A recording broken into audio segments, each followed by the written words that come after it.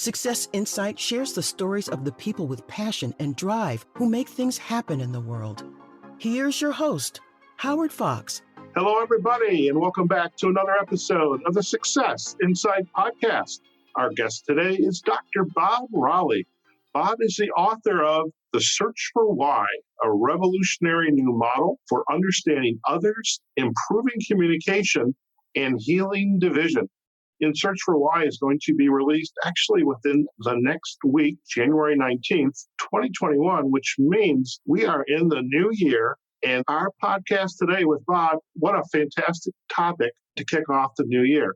And let me give you a little bit of background about Bob. In his groundbreaking book, the reader is going to be introduced to a new behavioral model that explains what drives us and why. To provide some context for that, I want to let you know Bob is the founder and managing partner of PathSight Predictive Science. Previously, he has had the role of a CEO for Rockefeller Consulting, and he's even been a television executive. We'll definitely have to learn more about that. He holds a Ph.D. in psychology from Syracuse University. Bob Raleigh, it's a pleasure to have you on the Success Insight podcast. Thank you. Thank you, and it's a great omen to be first. You know, it's always good to be number one. Fantastic. So I hope you had a very pleasant and safe, healthy holiday season. We sheltered in place, and it was great. Fantastic. As I was introduced by your publicist, and they said, you know, we've got this great guy. He wrote this book, The Search for Why. And as I was reading the description, I was thinking to myself, how did this man time the writing of a book for everything that we're going through between COVID-19 and the election season? And I definitely want to hear that why or that how. But I wonder if you, for our guests, can you provide a little bit of context and background about who you are and what led you to want to write this wonderful book? Sure. Thank you for that great introduction, too. I went to Syracuse University with a history of being curious about people, which is not surprising for a psychologist. But I was always interested in the mechanics of who am I talking to? Not who are they, but how do they see the world? I went from that to practice for about 10 years and then got the itch to be in the corporate world. And I went to Sperry and Unisys. You're dating yourself, by the way. I know. I'm sorry about that. I thought that as soon as I said that. But Unisys was the parent company, and they introduced me to an AI laboratory that they were running, trying to figure out how do we take the knowledge of a Nobel laureate economist, put that on a workstation, and create expert systems. Well, that was way early for that technology, but it opened up my eyes about the notion of technology and data and psychology all working together. So I moved on to that and spent a fair amount of time in the television business and worked in marketing and research and sales, and ended up with Aaron Spelling, and we did some remarkable things. Then I got the urge, because we did a lot of really interesting research about how to promote shows, who was going to watch shows. A lot of this research was on our own. Unfortunately, it was one-off research. It wasn't tied to a real theoretical point of view that we could plant our flag there and say, this is helping to understand this.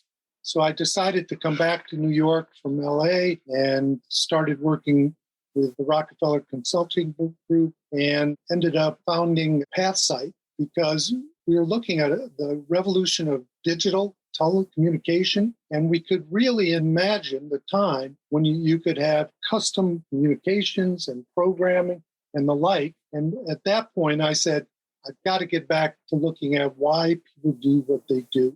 And about 2 years ago, I set up to create that book. When you think about the book, I mean, could you have imagined the information and the context for this book, you know, the researching the data, science, communication? I think it's always been important and growing importance, especially since everything we do is tracked in some shape or fashion. I mean, you and I are having this conversation today. I know for a fact, I don't know how it will happen, but I'm going to go on Facebook later and all of a sudden I'm going to be presented with ads that I was just having this conversation. And it's uncanny how that happens. Could you have imagined how timely, I guess for the sake of a better word, for what we're going through today in terms of we have a society where we're getting increasingly polarized in how do we take this information that you are presenting through the book, Search for Why, how do we begin to take information that you have, your expertise, and really change the conversation of what we're experiencing right now? Well, it's there's about 8 questions in there. So I do that a lot. Sorry. Just pick one of them that. And we'll go from there. I won't do a soliloquy. So what coincidentally, Google has for 10 years or whatever, they always do the year in search. And they confirms exactly what you just said. They look at the trillions of searches that go on in the year, and they try to make some aha moments come forward. So like in 2016 or 17, they said all those searches indicated we were looking for love. And 2017, it was, how do we do things? And then 2014, it brought up good things for the world. And 2019, we were looking for heroes. So we should have knew it was coming, but they announced right after Christmas that this year they were looking back at 2020 and saying we were on a search for why, which is the name of the book. So it really confirms that we were on the right track anyway. So one of the questions you asked begs the question of how can we contribute to the body of science around such a complicated question? And I need to say that early on, we were working with some brilliant scientists. And they explained to me that we were in the middle of complexity and the complexity of science. And what that means, or what they told me, the real ahas come from having a strong theoretical point of view. And then on the other hand, consulting the data to be your go-to Bible. So the one side, we've tried to have a really strong theoretical point of view to say, this is what we think can happen, but we decided we had to stay close to the data so we wouldn't just go off the deep end. So complexity allows you to understand there's probably no right answers or complete answers to a complex topic like this. So we've tried to do an inventory of what we know about why people do things. And we've looked for data science and neuroscience and behavior science to give us some breakthrough moments to add to what we know so that we can add to the narrative of what we know about why we do what we do. That's a long answer, but it's an important thing to realize. No, I think it's perfect. I love this idea around collecting the data and then analyzing what is it saying. And in our graduate studies, and you have your Ph.D. in psychology, we have this hypothesis, and then we test that hypothesis by collecting data, and hypothesis confirm or disaffirm the hypothesis. The data can tell us so much about what's going on in our society. And right. I'm curious, as you began 2 years ago to start to craft this book, how did you begin to get started with it? And is it just, how is it structured? And I'm also curious, so that's one question. I'll try to parse my questions up a little bit for you. How did you get started? And then what type of research or interviewing or examples did you use to inform what went into the book? The first step was searching for a theoretical point of view that could guide us, that wasn't so constricted in having the solutions. It always cracks me up. People are quick to announce a breakthrough and then assume that that's going to answer all these complex questions. We wanted some theoretical point of view that was open to new things, but could gather the legacy understanding of why we do what we do. We looked at a lot of different things. We finally came across, and this is part of the breakthrough, a area of psychology in social psychology, and it's called moral psychology. And this research strand was going on for 40 years. And, in academia, it was kind of like a hidden gem to me. We started to understand that how people ended up with their moral base of what is right and what is wrong was really an amalgam of all these basic instincts that were around since the Stone Age. And so the thought came to me that if this theoretical point of view could define how people's judgments come to fruition, don't you think they might have an opinion on what kind of a car you're going to buy, or what kind of a friend you're going to be, or something about the more mundane things of life? So we set out to look at that as a theoretical point of view to add all these other instincts and to it. Now, one thing that's important is we've known for hundreds of years, everybody has taken their cue from everyone's demographics.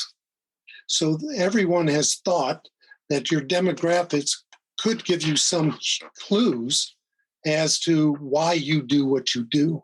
We came up with a theory, or at least the belief, by looking at the data. Demographics will tell you a lot about who you are and what you do, but it doesn't give very many clues as to why you do it. And so we set off to take this moral psychology and marry that with what we know about demographics and put those two together. And we think we found a really unique way to understand the differences between people because of how they think and engage the world, as opposed to their age, gender, ethnicity, income, education, and the like. So that's where we ended up. Okay.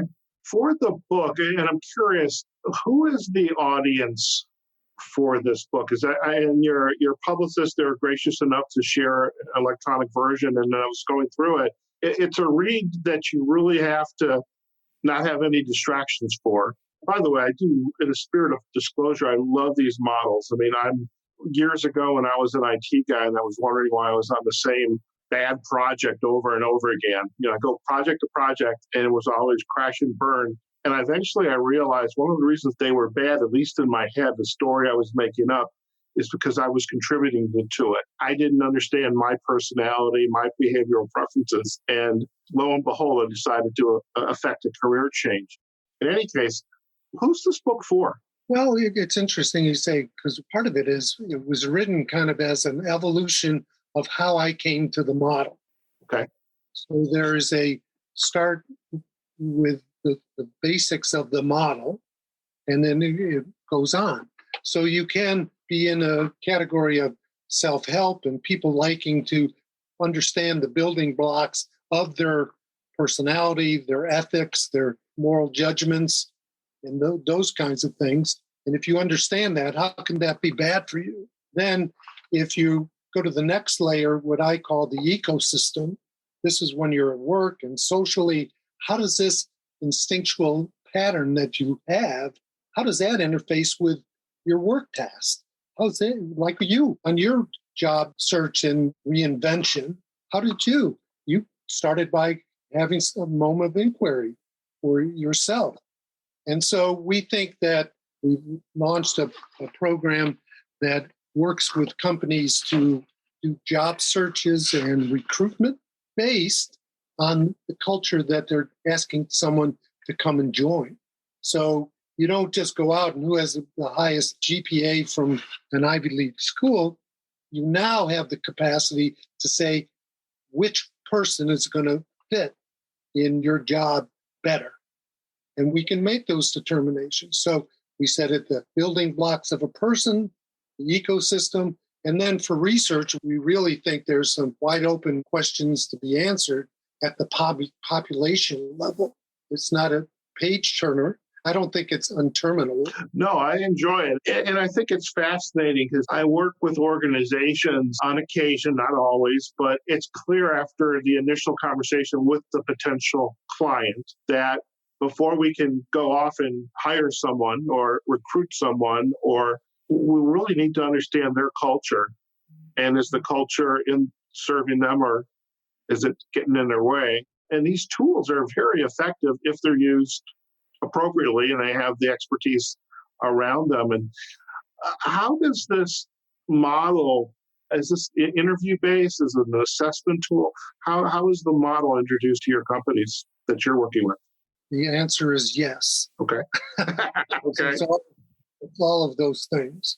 What we've done by blending these moral instincts with demographics, and we think that we tap into how people think about their age, how people think about their ethnicity and their gender, not just listing those as characteristics. So it really marries up a evolutionary understanding of how they come to understand who they are.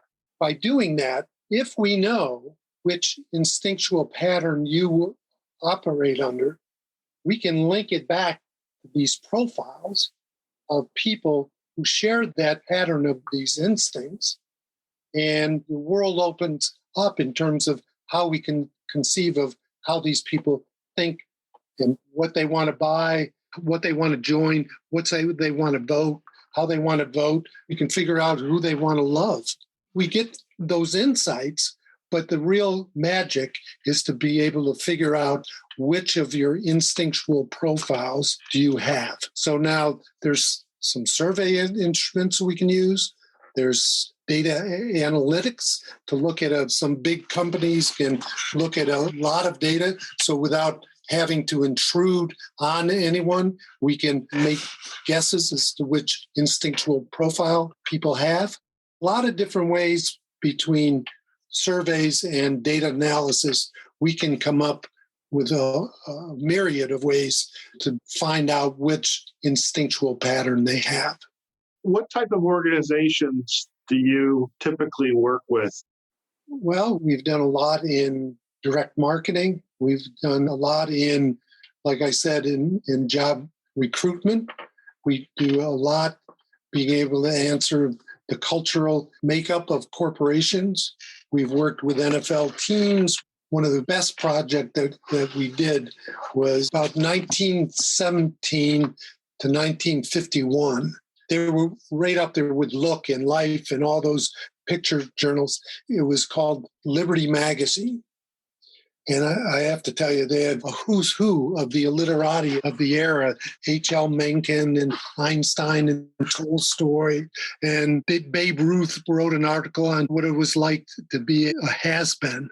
What a great article that was. So for some reason, when they shut the magazine down, they hermetically sealed it. And a private equity firm came to us and they said, what would you do if we had this library? And so I articulated what we would do to find out who would care about the library and the like. And we set out a 18-month, just a labor of love, where we were able to take this, find out the ideal group of people that would be interested in it.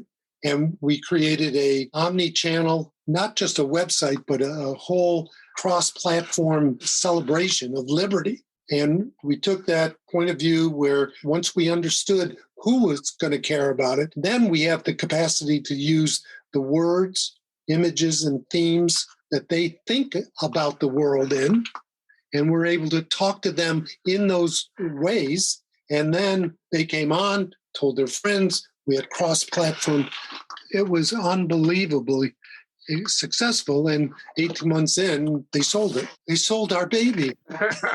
Well, I think it's fascinating because, I mean, all of those stories that were written, and just to be able to take the story, you can reproduce it on a website or as a blog. You could repurpose it as an audio file and share it as a podcast, whatever you wanted to do. But then, as you say, you're based on the data and the analytics and science, you can then target it to the ideal consumer, whoever that might be.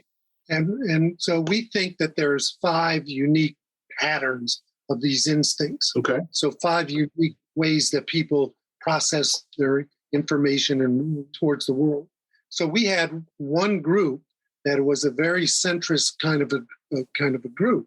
There's one anecdote I would share with you just to give you a sense of how this comes down to the words, images, and themes. So we had an article from Einstein, and we would take this original article and put it in an updated flower box, and we would advertise it. But we always tried to advertise it, words, images, and themes that would connote to people that this was an article that was for you. And one of the editors kind of mistook the meaning of the article and created a headline for a different group. When you have the words, images, and themes for a different group, it appeals to all the wrong people, and it never comes up. So for 4 days, this article was on the Liberty Project, and it got 4,000 people to read it. We changed the headline to one word different, and then the next 4 days, it got 8,000. So it kind of tells you right away, are you getting it right or not? And if not, you can correct it and recover from that.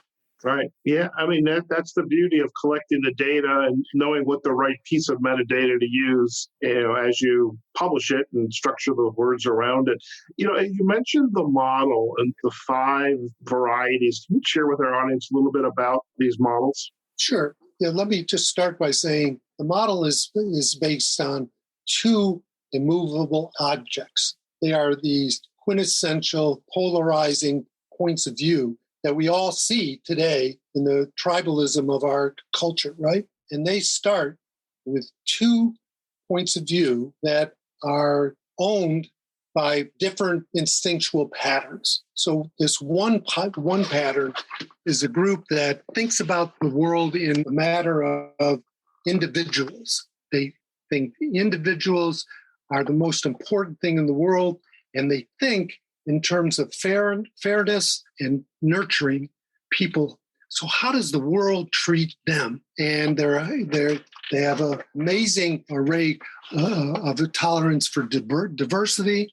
They like to find these new ways of doing things, and they really kind of bridle with the conformity that culture tries to put on them. So that's one of these polarizing points of view. At the other extreme, at the other pole of that continuum, is a group that really sees the world as organized around hierarchical authority. They think are winners and losers, there's leaders and followers, and that's just the natural way of things. And those people, unlike the first people that think that everybody has to be treated equally, this group has a sense that you're kind of treated as you fall in the hierarchical order. And for them, they're looking for the rules of the game that keep us all together. And like the economy, they always think of the economy as the perfect metaphor about life. There's the rules of the game. You take your chance with the dice and let's see what happens. But those 2 profiles kind of take about half of each audience, and they kind of split it. And there's 3 other profiles that we talk about in between these 2, but really they're just leaning one way or the other, and we can identify them. But these 2 ones, the big immovable forces, they have foundationally different views of the world. They're trying to create a more perfect union by negotiating with each other, going all the way back to the founding fathers.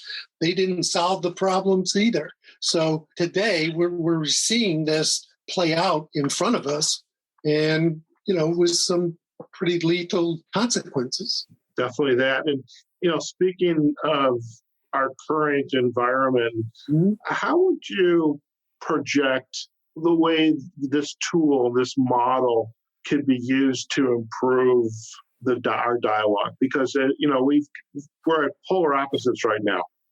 That's exactly right. How do we do that? How do we begin that? Well, I think there's a couple things.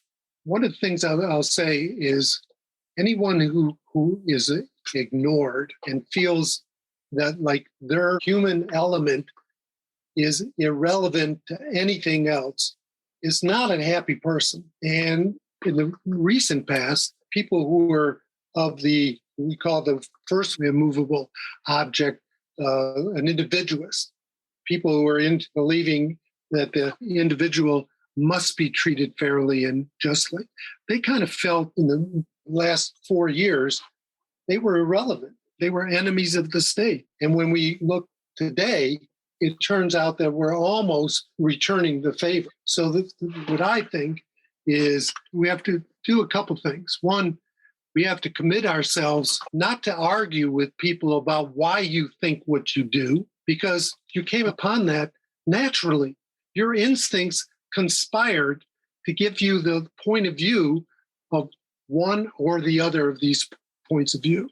So if I'm targeting you and arguing with you about how could you think that, I'm having a foolish moment because I have no chance of changing that. Yes. And so, first of all, we need to start listening to people and saying, why do you believe that? Help me understand that. Why do you support this? How can you support that person? And listen. No, you don't have to form a judgment. But if we listen, now we can argue about how to make a more perfect union. And so I think the first thing is listening. And then secondly, I think we've got to start local. If you get involved with something you care about, you can work with people across the aisle because you're invested in something in your locality, and you find how you can work with almost anybody. I did a podcast earlier this summer. They were, I would say, political activists. And one of the questions I had posed to them was, how do we change this dynamic? And they were really, what you just said is like spot on.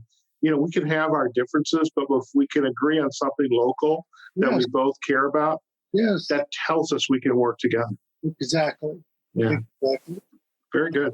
And so I think there's ways, and we've seen that happen.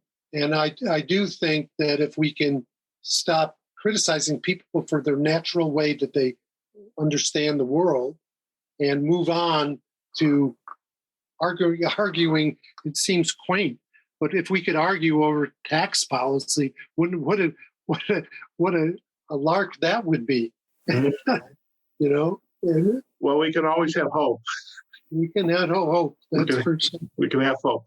Bob, it's been an absolute pleasure to have you on the Success Insight podcast. And before we go, if our listeners would like to learn more about you and your work, where are the best places for them to go? You just go to www.PathSight, PathSight.com. We'd love to talk to anybody. Fantastic. Well, we'll definitely provide the backlink to PathSight.com on our show notes. And I know from looking at the page, you've got links to the book, The Search for Why, A Revolutionary New Model for Understanding Others, Improving Communication and Healing Division there as well. We'll also provide some links to a couple of the major book pages as well. Bob, again, it's been an absolute pleasure to have you on the podcast. And thank you for kicking off 2021 for us. Appreciate it. I hope I come back. This was so much fun, and you did a great job. Thank you very much. It's our pleasure, and thank you. Appreciate it. Take care. All right, folks. We've just been chatting with Bob Raleigh. He's the author of The Search for Why, A Revolutionary New Model for Understanding Others, Improving Communication and Healing Division. Now, Bob's book will be released January 19th, so by the time this podcast gets published, probably towards the end of the month, you can go out to Bob's website or to the major book pages and go get yourself a copy. And folks, hard to believe this is 2021. We have just passed the start line, and we're on the way for more really good quality podcasts like you just heard today, and really some interesting conversations and folks that are doing some phenomenal work and really some good reading. So really, there's something for everyone. And I mean, this topic today around personality, psychology, behavior, science, data. I mean, I get kind of geeked out by this. So I totally got into this. We probably could have kept going, but I was on the East Coast and I'm on the West Coast. I think he probably wants to go have dinner or something of the sort.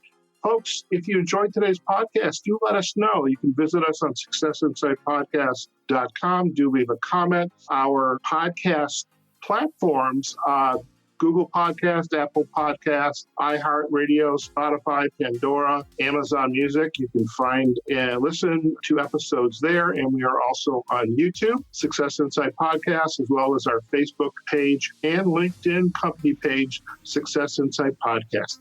Okay, folks, we hope you again enjoyed today's podcast. And wherever you are, whatever you're doing, go out there, have a phenomenal day.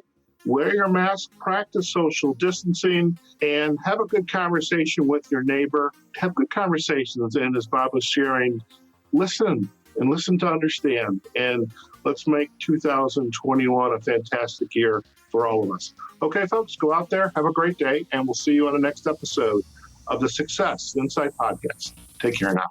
Success Insight is a production of Fox Coaching and First Story Strategies. Find us online, successinsightpodcast.com.